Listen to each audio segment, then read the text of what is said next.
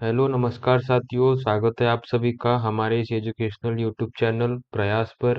दोस्तों, हम पढ़ रहे हैं कक्षा 11 का विषय गणित, जिसमें हम इस विषय के अध्याय अनुक्रम एवं श्रेणी को कर रहे हैं।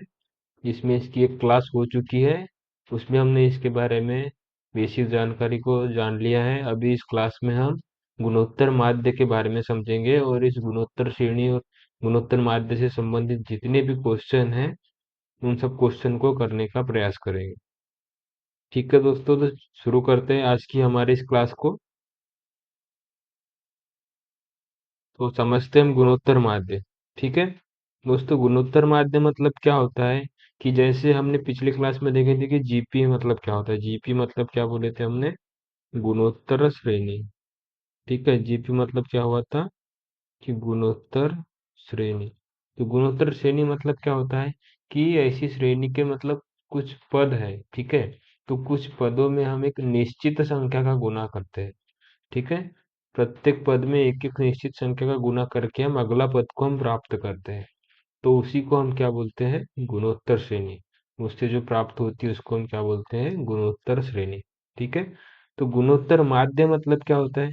जैसे हमारे पास में एक गुणोत्तर श्रेणी जीपी है, जिसका एक पद ए1 हो जाएगा, एक ए2 हो जाएगा, एक ए3 है, एक ए4 है, एक ए5 है। तो इस टाइप से ये रहेगा। ठीक, तो गुणोत्तर श्रेणी मतलब में एक जीपी में है मान लो। ठीक है, ये एन तक क्या है? जीपी में। तो यहाँ से हमने कोई भी दो पद ले लिए।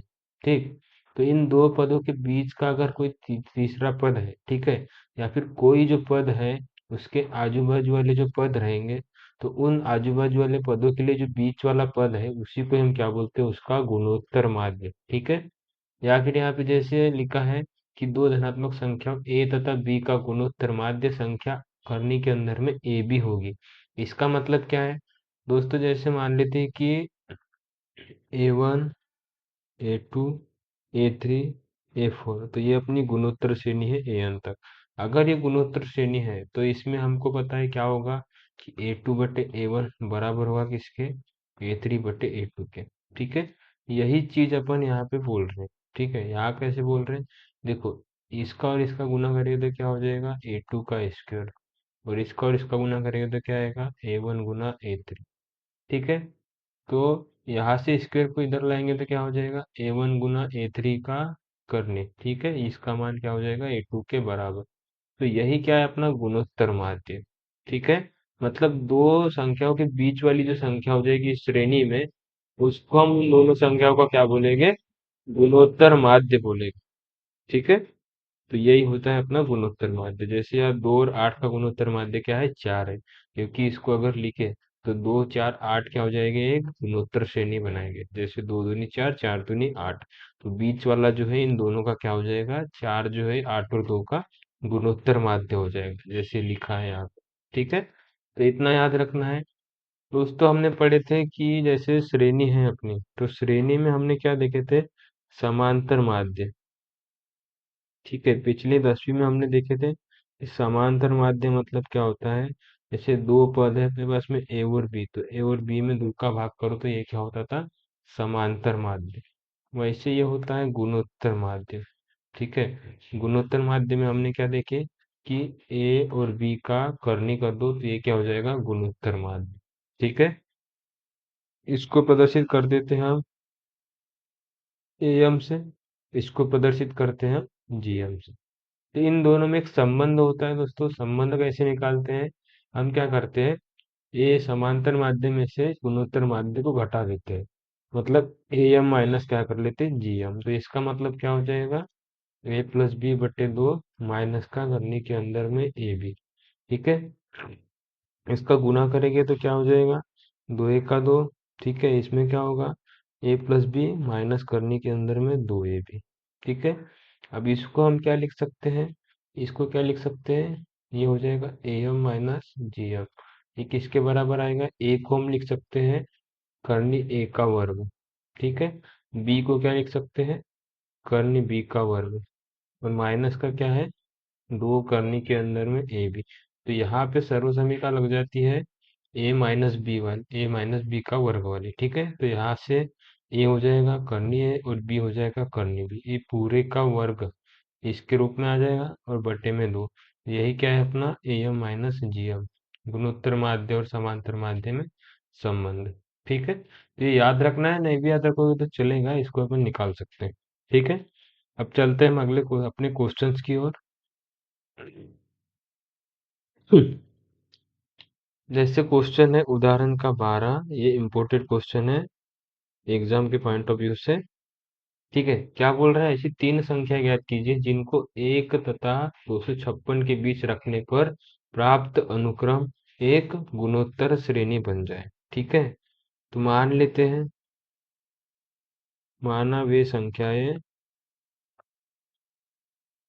माना वे संख्याएं GM1, ठीक है, GM2 और GM3 बीच में रख रहे हैं, मतलब गुणोत्तर माध्य के लिए हमने GM मान लिया। ठीक है, GM1 GM2 GM3 है। ठीक है, या फिर इसको G1 G2 G3 भी मान सकते हैं, अपन G1 मान लेते हैं। ठीक है, ये मान लेते हैं कि G1 है, G2 है और G3 है। ठीक है, तब गुणोत्तर श्रेणी बन जाए बोल रहा है, तब GP क्या हो जाएगी हमारी, कि एक, फिर G1, फिर G2। ठीक है, श्रेणी लिखना है तो इसको हम क्या करेंगे, धनात्मक रूप में लिखेंगे।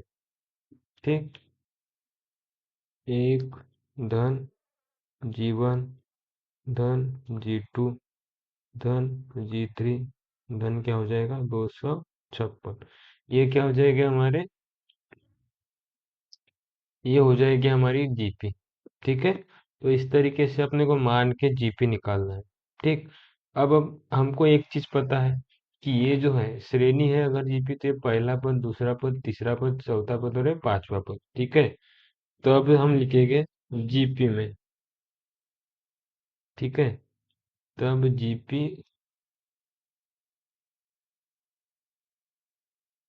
जीपी में। ठीक है, जो यहाँ से ए है ये किसके बराबर है, एक के बराबर है। ठीक है, ए मतलब पहला पद। ठीक, और A5 ये कितना है अपना पांचवा पद, एक दो तीन चार पांचवा पद कितना है 256।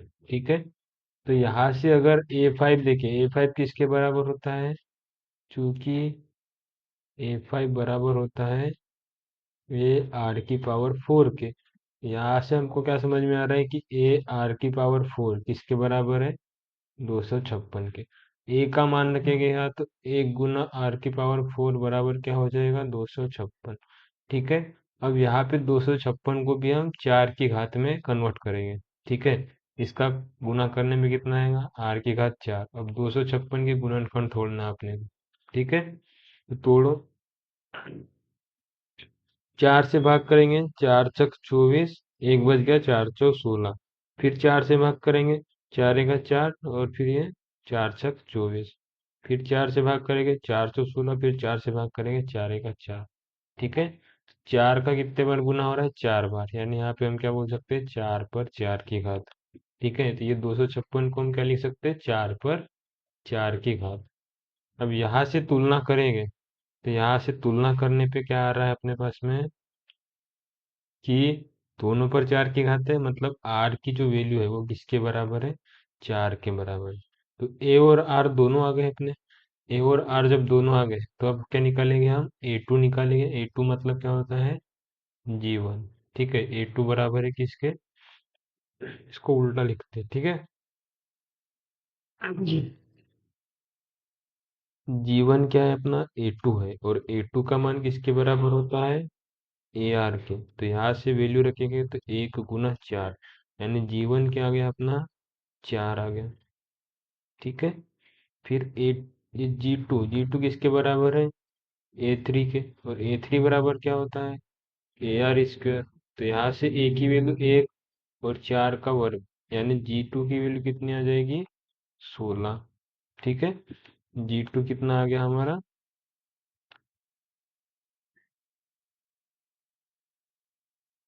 G2 आ गया 16 के बराबर। ठीक, अब क्या निकालेंगे, G3 निकालेंगे। तो G3 मतलब कितना होता है, G3 कौन सा पद है श्रेणी का? चौथा पद।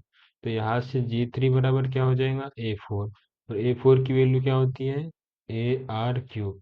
यहाँ से A की वैल्यू 1 और R मतलब 4 की घात 3। तो यहाँ से कितना आ जाएगा फिर? 416 16 64। तो ये G3 की वैल्यू कितनी आ जाए? 64। ठीक है। अब अतः लिख लेंगे कि अतः वे तीनों पद, ठीक है, वे तीनों संख्याएं बोल रहा है तो संख्याएं, ठीक है, क्या क्या होगी? 4 16 और 64। 4 16 और 64 होगी। तो ये हमारा आंसर। तो इस तरीके से इसको सॉल्व करना है, ठीक है। चलते अगले क्वेश्चन की ओर।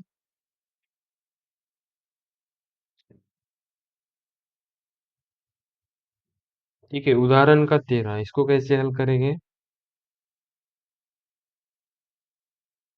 क्या बोल रहा है? यदि दो धनात्मक संख्याओं a तथा b के बीच समांतर माध्य तथा गुणोत्तर माध्य क्रमशः 10 तथा 8 है, ठीक है। यहाँ पे समांतर माध्य और गुणोत्तर माध्य दिया है, ठीक है। क्या लिखेंगे? दो धनात्मक संख्याएं बोल रहे हैं, दो धनात्मक संख्याओं a तथा b के लिए, ठीक है, समांतर माध्य। समांतर माध्य मतलब a+b/2 बराबर कितना है? 20 के। तो यहाँ से a+b की वैल्यू कितनी हो जाएगी? 10 के बराबर है, ठीक है। ये 10 के बराबर है, तो यहाँ से a+b कितना हो जाएगा? 20 हो जाएगा।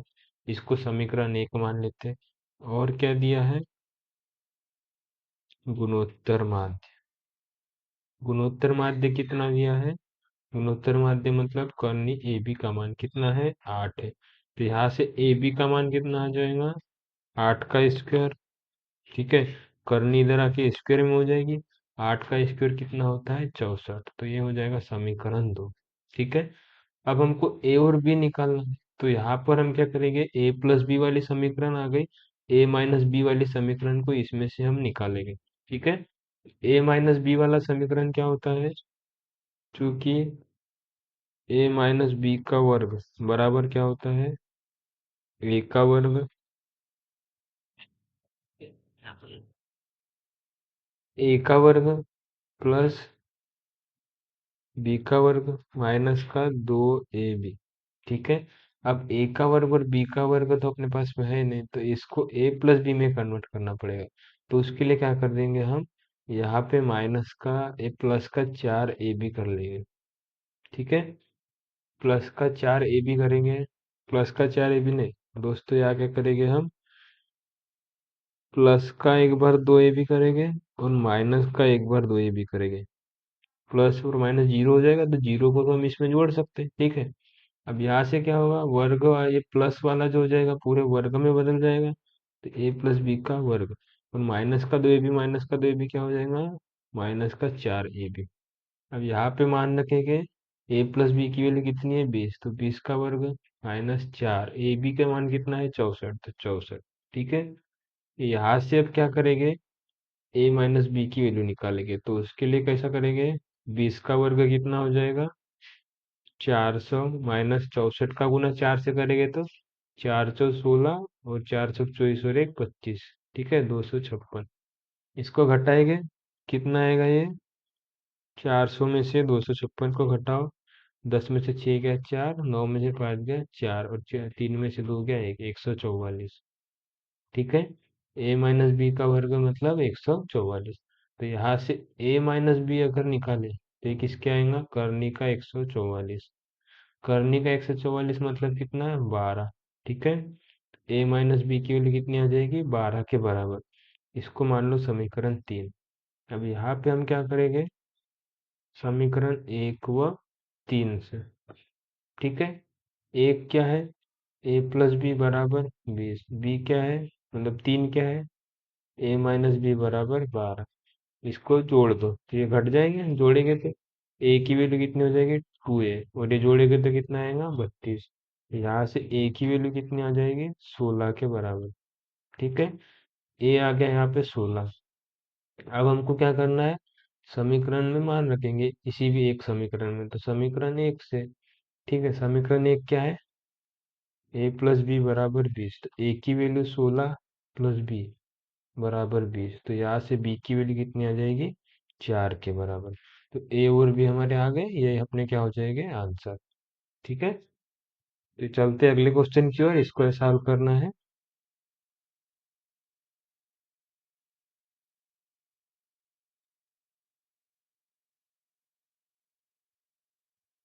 देखो क्वेश्चन है अपने पास में प्रश्नावली का तीसरा क्वेश्चन है ये। क्या बोल रहा है कि पांचवा आठवां और 11वां पद पी क्यू और एस है, तो दिखाइए कि वी स्क्वायर बराबर पी एस। ठीक है, दिया है अपने पास में, क्या दिया है कि जीपी का, ठीक है, पांचवा पद, पांचवा पद मतलब क्या, ए फाइव मतलब कितना, ए फाइव मतलब क्या होता है कि ए आर की पावर 4, ये किसके बराबर है, इसको बाद में लिखते हैं, ठीक है। पांचवा पद क्या है, पी है, मतलब ए आर की पावर 4 किसके बराबर है, पी के, इसको इक्वेशन एक बना लेते हैं। फिर आठवां पद क्या है, ए आठ बराबर किसके, क्यू के, ए आठ की वैल्यू क्या हो जाएगी, ए आर की पावर 7 जो कि इसकी बराबर क्यू के, इसको इक्वेशन लो। फिर 11वां पद, 11वां पद मतलब ए 11 बराबर किसके, एस के, तो यहाँ से ए आर की पावर 10 ये किसके बराबर है, एस के, ये हो जाएगा इक्वेशन 3। ठीक है, हम क्या करते हैं, अपने को सिद्ध करना है, यहाँ लिख लेते हैं सिद्ध करना है। ठीक है, क्या सिद्ध करना है कि क्यू स्क्वायर बराबर पी और एस। ठीक है, ये अपने को क्या करना है, सिद्ध करना है। तो हम क्या करते हैं, समीकरण 2 और 3 का गुणा कर लेते हैं। ठीक है, समीकरण 2 व 3 का गुणा करने पर, करो गुणा, क्या हो जाएगा, ए आर की पावर 7 गुना ए आर की पावर 10। ठीक है, बराबर कितना हो जाएगा ये हो जाएगा किसके, पी, एक मिनट,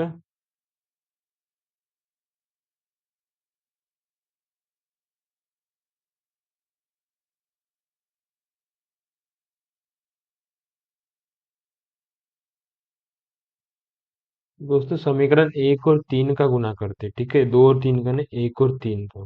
ठीक,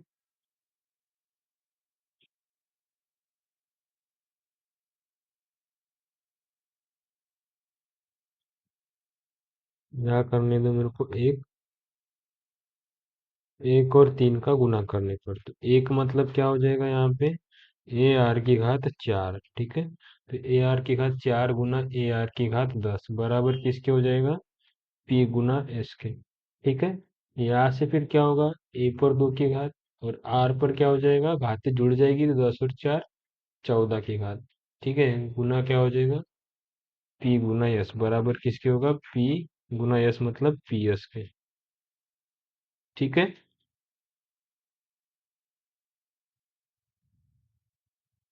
तो यहाँ पर हम क्या करेंगे, इसको क्या लिखेंगे, दो की घात को बाहर निकालेंगे। ठीक है, तो दो की घात को बाहर निकालेंगे तो ये क्या हो जाएगा, ए आर की घात 7 और ये 2 की घात, ठीक है, जो किसके बराबर, पी एस के। अब ए आर की घात 7 किसके बराबर है, समीकरण 2 से,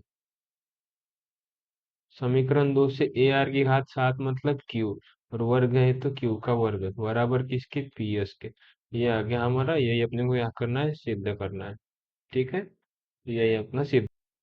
देखो दोस्तों क्वेश्चन क्या बोल रहा है, किसी गुणोत्तर श्रेणी का चौथा पद उसके दूसरे पद का वर्ग है। ठीक है, ये दिया है अपने पास में, इसको लिखेंगे हम, क्या लिखेंगे, दिया है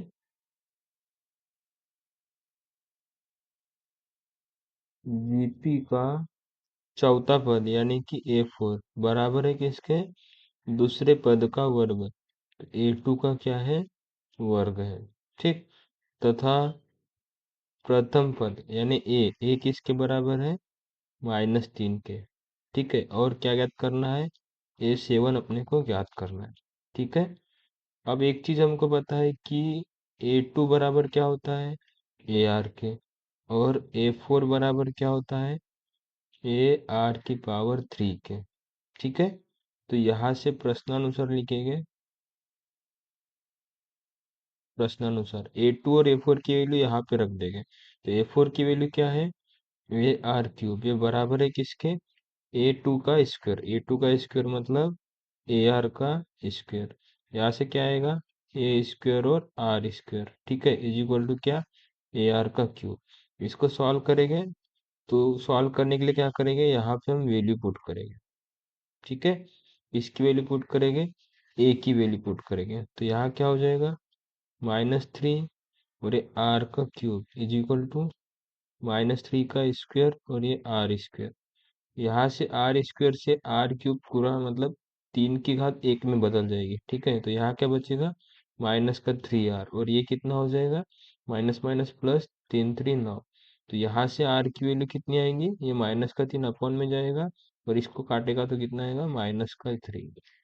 आर कितना आ गया अपना, -3। अब क्या याद करना है, अब क्या याद करना है, A7। ठीक है, तो A7 बराबर क्या होता है, AR⁻6। तो यहाँ से ए की वैल्यू रखेंगे -3, और आर कितना है, -3⁻6। ठीक है, -3 तो -3 रहेगा, और -3 की पावर इवन नंबर है, 6 सम संख्या है, तो ये क्या हो जाएगा, माइनस प्लस में बदल जाएगा। और 3 की घात 6 का मान कितना होता है, 3×3 = 9, 9×3 = 27, 27×3 = 81, 81×2 = 243।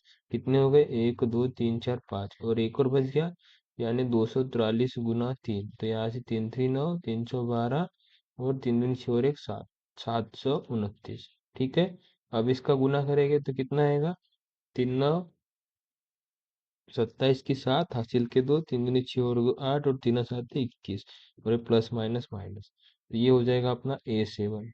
ठीक है, यही अपने को ज्ञात करना था। तो इस तरीके से इसको सॉल्व करेंगे। ठीक है, चलते अगले क्वेश्चन की ओर। अगला क्वेश्चन क्या है कि x के किस मान के लिए संख्याएं गुणोत्तर श्रेणी में है। ठीक है, क्या क्या संख्याएं दिया अपने पास में, संख्याएं बराबर क्या क्या है, -2/7, एक्स, और -7/2। ठीक है, हमको एक चीज पता है, क्या पता है, कि यदि जीपी में है तो, ठीक है, यदि ये जीपी में है तो, ठीक है, A1, A2, A3 इस टाइप से जीपी रहेगी। किसके बराबर आएगा ये, -2/7 एक्स, और ये -7/2 के। ठीक है, तथा एक और चीज पता अपने को जीपी में है तो, क्या, कि A2/A1 बराबर होगा किसके, A3/A2 के। ठीक है, तब यहाँ पे A1 और A2 की वैल्यू और A3 की वैल्यू रखेंगे, तो कितना हो जाएगा ये, A2 की वैल्यू एक्स हो जाएगी, A1 की वैल्यू -2/7 बराबर, A3 की वैल्यू -7/2 अपॉन में एक्स। ठीक है, अब इसको सॉल्व करेंगे और एक्स का मान निकालेंगे। ठीक है, कितना आएगा ये, एक्स और एक्स, एक्स स्क्वायर हो जाएगा, माइनस माइनस प्लस हो जाएगा, 2/7 और 7/2 का गुना, 7/2 गुना क्या हो जाएगा, 2/7। तो इसको डिवाइड करेंगे तो कितना आएगा, एक्स की value, X square is equal to क्या हो जाएगा, 1। तो यहाँ से एक्स की वैल्यू क्या हो जाएगी, √1। तो एक्स की दो वैल्यू आ सकती है, +-1। ठीक है, यही अपना क्या हो जाएगा, आंसर। ठीक, तो इस तरीके से इसको सॉल्व करना है। चलते अगले क्वेश्चन की ओर।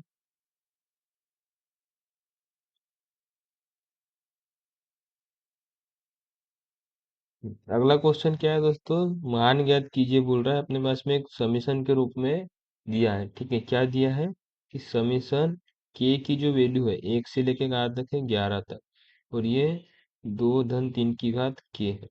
ठीक है, दोस्तों अगर ये समीशन है, समीशन मतलब क्या है, कि ये सिग्मा बोलते हैं इसको, और समीशन है मतलब ये जो दिया है अपने पास में, इसका ये योग है। कब? जब के की वैल्यू 1 से लेके 11 तक हम रखते हैं। ठीक है, तो इसको हम क्या लिख सकते हैं कि 2 धन 3 की घात एक बार के की वैल्यू 1 से शुरू होकर 11 तक जा रही है, मतलब एक बार यहाँ पे घात क्या हो जाएगी, 1 हो जाएगी। ठीक है, प्लस फिर क्या होगा, 2 धन 3 की घात 2। ठीक है, फिर प्लस 2 धन 3 की घात 3। ठीक है, प्लस 2 धन 3 की घात 4। ऐसा कहाँ तक जाएगा ये, 2 धन 3 की घात 11 तक। ठीक है, तो ये इसका ये वाला रूप हो गया। अब यहाँ पे देखो, इसको सब के सब प्लस में, तो इसको कोष्टक तोड़ के लिखेंगे तो क्या होगा, 2 धन 3 की घात 1, 2 धन 3 की घात 2, 2 धन 3 की घात 3, 2 धन 3 की घात 4। तो ऐसा कहाँ तक जाएगा, 2 धन 3 की घात 11 तक। ठीक है, अब यहाँ से क्या करता हूँ मैं, सबके सब प्लस में है, तो दो वाले जो है एक साथ लिख लेते हैं, तो 2 धन 2 धन 2 धन 2। ठीक है, कहाँ तक है ये, 11वें पद तक। ठीक, प्लस क्या है, 3 की घात 1, 3 की घात 2, 3 की घात 3। ये भी कहाँ तक है, 3 की घात 11 तक। अब यहाँ पे देखें तो ये श्रेणी है और ये भी क्या है, एक श्रेणी है, और दोनों की दोनों क्या है, जीपी है। कैसे पता, क्योंकि यहाँ पर 2 में 1 का गुना करेंगे तो 2 आएगा, 2 में 1 का गुना करेंगे तो 2 आएगा। ठीक है, तो 2 में 1 का गुना करने पे 2 आ रहा है। फिर यहाँ पे 2 में 1 का गुना करने पे 2, मतलब सब में 1 का गुना कर रहे हैं, मतलब ये जीपी है। यहाँ पे 3 की घात एक एक बढ़ते जा रही है, मतलब 3 का गुना हो रहा है, तो ये भी क्या है, एक जीपी है। यहाँ पे सार्वधातुक 1 है, यहाँ पे सार्वधातुक 3 है। ठीक है, तो यहाँ से इसमें जीपी के लिए योग हो जाएगा S11 का। ठीक है, 11 पद है, यानी कि S11 हो जाएगा इसके लिए। तो जहाँ पे सार्वधातुक 1 होता है, ठीक है, तो वहां पर जो योग होता है वो किसके बराबर होता है, Na के बराबर। ठीक है, क्या लिखे अपन यहाँ पे लिखते ब्रैकेट में कि यदि R बराबर 1, तो Sn बराबर क्या होता है, Na। ठीक है, Sn बराबर क्या होता है, Na के बराबर। ठीक है, ये हमको पता है। साथ में एक और चीज पता है कि यदि R बराबर नहीं है 1 के, मतलब यहाँ 3 है, 1 के बराबर नहीं है, तो यहाँ पे Sn किसके बराबर होगा, ए ब्रैकेट में R⁻n−1 बटे R−1। ये दोनों फार्मूले यहाँ पे लग जाएंगे। तो यहाँ से क्या हो जाएगा, एन ए मतलब यहाँ पे एन कितने, मतलब 11 पद है, और ए मतलब 2। ठीक है, प्लस यहाँ पे क्या होगा, ए मतलब 3, ब्रैकेट में यहाँ पे आर भी कितना है, 3 है, और कितने पद है, 11 -1 बटे में 3 - 1। ठीक है, ये कितना होगा, 11 दूनी 22, और ये कितना हो जाएगा, 3 ब्रैकेट में 3 की घात 11 - 1। ठीक है, 3 की घात 11 - 1 बटे में 2। अब इसको तुम सॉल्व कर लोगे, जो भी सॉल्व करने पे आएगा वही क्या हो जाएगा, इसका आंसर। किसका, समीशन के इज इक्वल टू 1 और 11, 2 धन 3 की घात k। ठीक है, इसके बराबर आएगा, ये अपना क्या हो जाएगा, आंसर। तो ऐसे इसको सॉल्व करना है। ठीक है, चलते हैं अगले क्वेश्चन की ओर।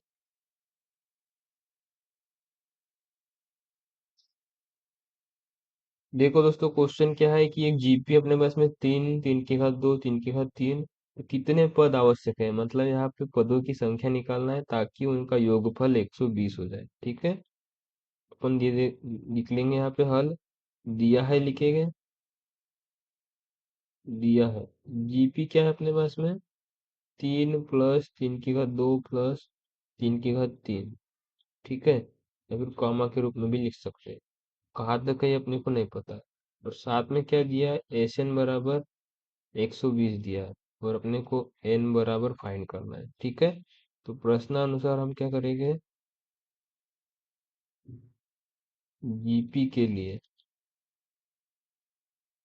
ठीक है, ए क्या है अपना, 3, आर निकालेंगे, आर कितना हो जाएगा, A2/A1, तो यहाँ से कितना आएगा, काटेंगे तो 3, तो आर आर की भी वैल्यू कितनी आ गई, यहाँ से 3 आ गई।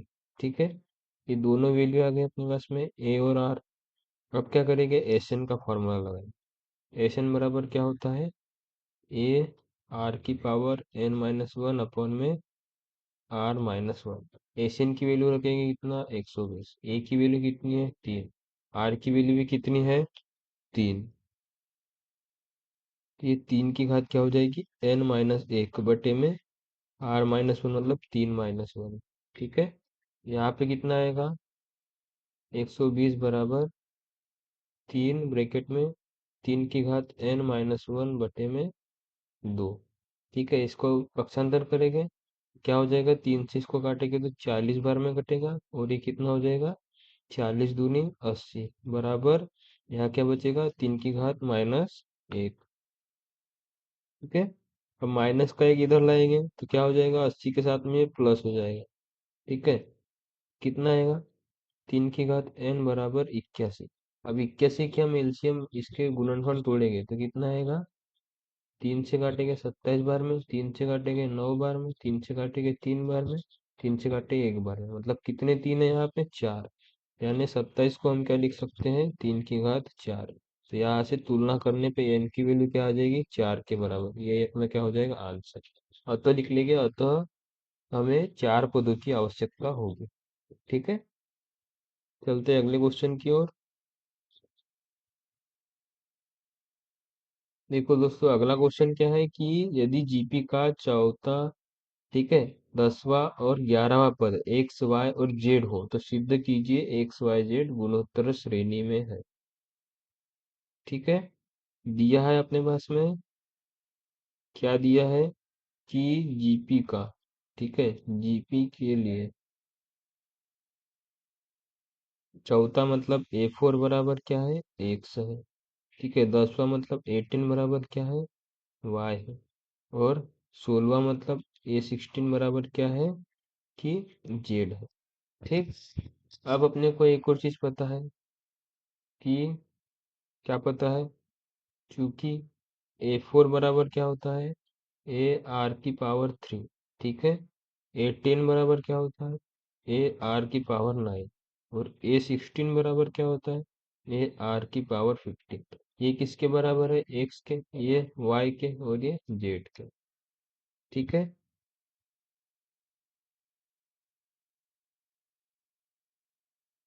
अब यहाँ पे क्या करेंगे अपन, इनको हम समीकरण मान लेते हैं। ये समीकरण 1 है, ये समीकरण 2 है, और ये समीकरण 3 है।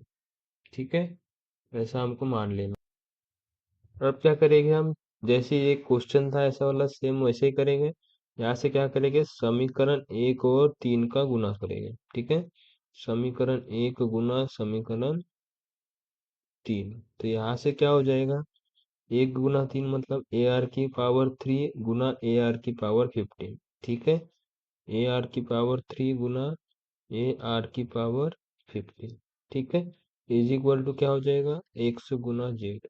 यहाँ से क्या निकलेगा, A² और R⁵ प्लस 3 18 हो जाएगा। ठीक है, और ये एक्स जेड। इसको हम क्या करेंगे, 2 की घात को बाहर निकालेंगे तो ये AR⁹ पूरे की पावर 2 हो जाएगी। ठीक है, अब इसमें AR⁹ जो है समीकरण 2 से मान रखेंगे।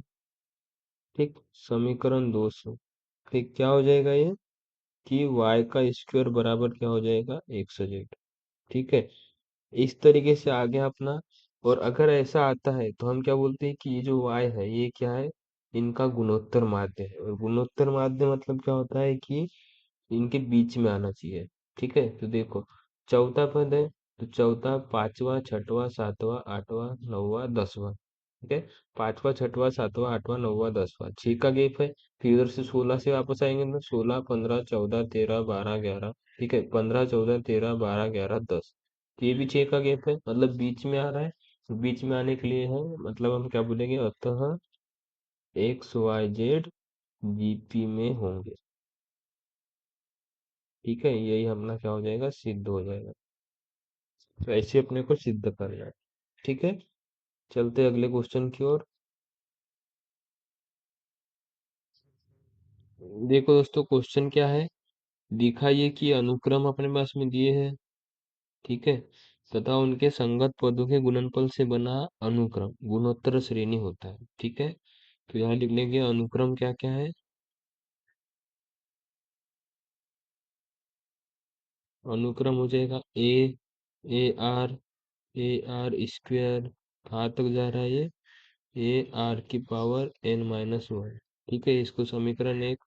साथ में क्या है, A A R, A R square, ये भी कहाँ तक जा रहा है, ए आर की पावर एन माइनस वन, इसको मान लो समीकरण दो।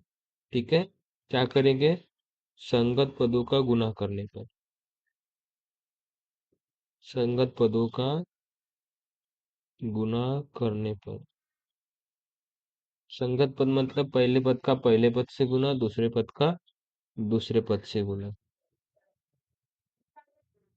ठीक है, तो संगत पदों का गुना करो, क्या मिलेगा अपने पास में, ए ए, ठीक है, ए आर और ए आर। ठीक है, फिर A R square, A R square, तो ये कहाँ तक मिलेगा अपने को, ए आर की power N minus one, A R की पावर एन माइनस वन। ठीक है, इसको मान लो समीकरण तीन। ठीक, अगर हमको क्या बोल रहा है, गुणोत्तर श्रेणी होता है करके पूछ रहा है। ठीक है, संगत पदों के गुणनफल से बना अनुक्रम गुणोत्तर श्रेणी होती है, ये दिखाना है। तो हम क्या लिखेंगे, यदि समीकरण तीन जो मिला अपने को, ठीक है, समीकरण तीन एक जीपी हो तो, ठीक है, हमको क्या पता है कि दूसरा पद बटे पहला पद बराबर तीसरा पद बटे दूसरा पद। ठीक है, तो वही करेंगे। अगर जीपी है तो क्या होना चाहिए कि ए आर बटे में होगा किसके, ए ए के बराबर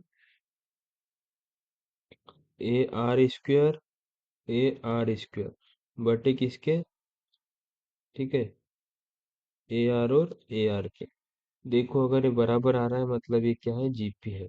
देखो क्या आएगा इसमें, ए से ए कैंसिल हो जाएगा, ए से ए कैंसिल, तो क्या मिलेगा, आर आर, और यहाँ से ए से ए कैंसिल, आर आर से आर का स्क्वायर कैंसिल, ए से ए कैंसिल, आर से आर का स्क्वायर कैंसिल, क्या मिलेगा, ए और आर, आर और आर, यहाँ पे भी क्या मिला, आर और आर। ठीक है, यह दोनों बराबर आ रहे हैं, अतः क्या लिखेंगे यहाँ पे, अतः समीकरण तीन एक जीपी होगा। ठीक है, तथा सार्वनुपात ज्ञात कीजिए, तथा इसका सार्वनुपात। ठीक है, क्या मिलेगा, यही मिलेगा। ठीक, इसका सार्वनुपात आर इंटू आर होगा, ये अपना क्या हो जाएगा, आंसर। तो ऐसे अपने को इसको सॉल्व करना है। ठीक है, चलते हैं अगले क्वेश्चन की ओर। देखो दोस्तों, क्वेश्चन क्या है कि किसी जीपी का प्रथम और nवा पद ए और बी तथा n पदों का गुणनफल p है। ठीक है, तो सिद्ध करो पी स्क्वायर बराबर ए बी की घात n। यहाँ पे लिखेंगे दिया है, क्या दिया है, प्रथम पद। ठीक है, प्रथम पद मतलब ए किसके बराबर है ये, इसको कैपिटल लिख के चलते हैं। ठीक, ए किसके बराबर है, ये ए के, और एनवा पद, एनवा पद मतलब ए एन बराबर है किसके, बी के। ठीक है, और साथ में एन पदों का गुणनफल, एन पदों का गुणनफल, ये कितना दिया है, पी के बराबर दिया है। ठीक है, क्या सिद्ध करना है,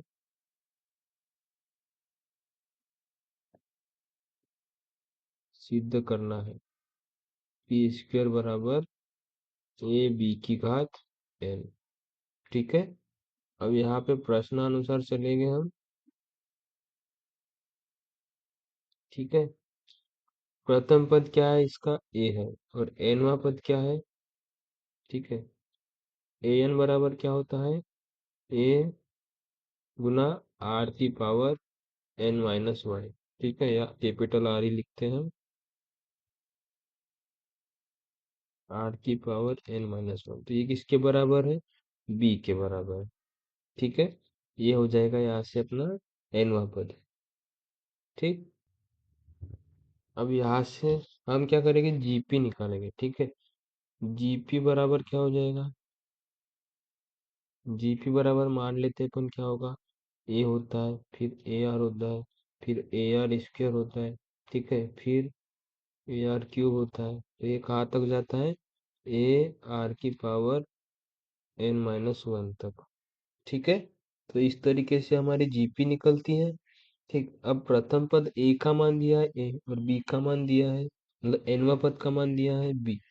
ठीक है, और पी क्या है, इसके एन पदों का गुणनफल। तो यहाँ से हम क्या करेंगे, पी निकालेंगे। ठीक है, तो पी बराबर क्या हो जाएगा फिर, ए गुना ए आर गुना ए आर स्क्वायर गुना ए आर क्यूब। ठीक है, कहाँ तक जाएगा ये, ए आर की पावर एन माइनस वन तक। ठीक, और यहाँ से क्या हो जाएगा, ए कितने बार आ रहा है, एन बार आ रहा है, तो ए की पावर क्या हो जाएगी, एन हो जाएगी। और आर कितने बार आ रहा है, आर कितने बार आ रहा है, आर की घातें क्या हो जाएगी, आपस में जुड़ जाएगी। ठीक है, तो आर की घातें आपस में जुड़ेगी मतलब क्या होगा, आर की पावर एक प्लस दो प्लस तीन प्लस, कहाँ तक जाएगा ये, एन माइनस वन तक। ठीक है, यहाँ तक ही जाएगा। ठीक, अब p बराबर क्या होगा, a की पावर n। यहाँ से जो है प्राकृत संख्याओं का योग है, और कितने प्राकृत संख्याओं का योग है ये, n प्राकृत संख्याओं का मान लेते हैं। तो ठीक है, n माइनस वन है, हम इनको n मान लेते हैं। ठीक है, तो यहाँ पे जो एक फॉर्मूला हमको मालूम है, क्या है, कि n प्राकृत संख्याओं का योग। ठीक है, n प्राकृत संख्याओं का योग। ठीक है, किसके बराबर होता है n प्राकृत संख्याओं का योग, वो भी n ब्रैकेट में n प्लस वन अपॉन में टू के बराबर होता है। ठीक है, तो यही फॉर्मूला हम क्या करेंगे, इसमें यहाँ पे लगा देंगे। तो यहाँ से p की वैल्यू क्या आएगी, a की पावर n के बराबर गुना किसके बराबर, r की पावर क्या हो जाएगी, सभी घातें जुड़ जाएगी, तो n की वैल्यू कितनी है, n माइनस वन है, तो n माइनस वन। ठीक है, ब्रैकेट में n minus one plus one upon में टू। ठीक, तो यहाँ से p की वैल्यू क्या आएगी, a की पावर n इंटू, ये क्या हो जाएगा, जीरो हो जाएगा, तो ये n का मल्टीप्लाई हो जाएगा इसमें, तो n ब्रैकेट में n माइनस वन अपॉन में टू, ये किसकी पावर, r की पावर। ठीक, अब यहाँ का क्या करेंगे हम, जो इसमें क्या करते हैं, स्क्वायर कर लेते हैं, तो p का स्क्वायर कर लेंगे, तो यानी टू की पावर लगा रहे, तो इसका भी स्क्वायर हो जाएगा, तो इसका स्क्वायर होगा मतलब a n into R N bracket में N minus one upon two, पूरे का स्क्वायर। ठीक है, दोनों साइड स्क्वायर कर लिए, तो पी स्क्वायर बराबर क्या हो गया, यहाँ पे दो का गुना होगा एन से, तो यानी टू एन हो जाएगा, गुना यहाँ पे दो का गुना होगा, तो दो से दो कट जाएगा, तो आर की पावर क्या हो जाएगी, एन ब्रैकेट में एन माइनस वन। ठीक है, अब पी स्क्वायर है, इसको हम क्या करेंगे, टू एन है, टू एन को हम क्या लिखेंगे, ए की पावर एन इंटू ए की पावर एन, और यहाँ पे r की पावर n है, और साथ में क्या है, n माइनस वन है। ठीक है, तो इसको हम क्या लिख सकते हैं, r की पावर n लिख सकते हैं, और ब्रैकेट में सेम ही रखते हैं इसको। ठीक है, n ब्रैकेट में n माइनस वन। ठीक,